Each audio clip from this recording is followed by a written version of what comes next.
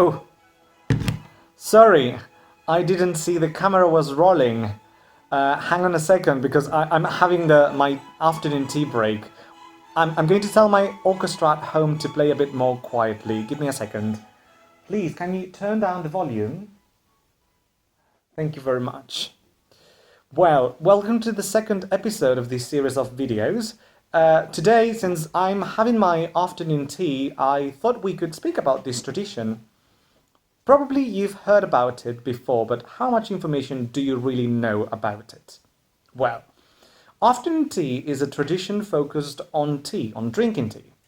As you know, most people in Spain are coffee drinkers, and Spaniards aren't so fond of drinking tea. However, I think it could be interesting to vary our routines and what we do every now and then, especially in this exceptional situation. So, to begin with, what tea do British people usually drink? The most famous tea is the one called English breakfast tea. It is basically a mix of different types of black tea. However, sometimes people choose other options like Earl Grey, and sometimes weird people, yeah, very weird, choose green tea. Yeah, well, jokes aside, the most popular and traditional choice is English breakfast tea. Here with me, I have 3 different brands from the supermarket that you can buy here in Spain.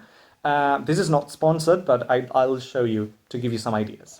The most internationally well-known, Twinings. Yeah, it's one of the most common and most famous brands. By the way, this is Earl Grey. You also have Tetley and PG, my favorite, my personal favorite. So these afternoon tea, do just people drink tea? Is that it?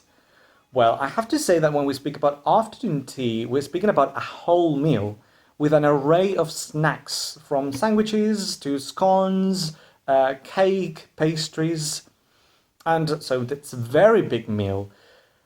That is not what people have every day. As you can imagine, every day we cannot prepare so much food, but on special occasions or celebrations.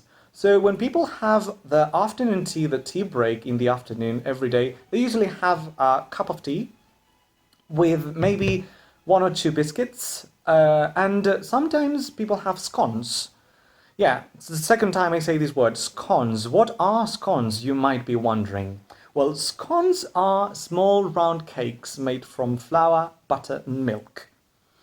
And they are a very popular option with when having tea. And well, I have a surprise, because this here teacher woke up this morning, felt inspired, and thought it could be a good idea to bake some scones. And ladies and gentlemen, this is the result. Well, these are, I'd say, wannabe scones, because they are not really scones. But hey, I'm sorry, quarantine times, and in my defense, I must say that it was the first time I was preparing them. So, well, I have to say that they taste delicious, though. So, in my case now, today, I'm having tea with scones, and that's what we call cream tea. Yeah, it has its own name. Cream tea because scones are usually eaten with clotted cream and jam. In my case today, I don't have clotted cream. It's something that it's rarely found in Spain. I am having my scones with butter and cranberry jam. Really nice. So, I had this idea. Why don't you have your own version of afternoon tea these days at home? Maybe you can prepare some other biscuits or pastries or cake, and share it with your friends, having tea and something to eat. It could be a more international merienda. So, and I think it's also a great way to experience a piece of culture from the British Isles firsthand. Oh yes, I almost forgot. Remember that we have a contest, a photography contest at Get Brit. You have to take a picture while you're learning English at home and share it on social media with the hashtag Yo aprendo idiomas en casa. Remember that you can win a tablet, so don't think it twice.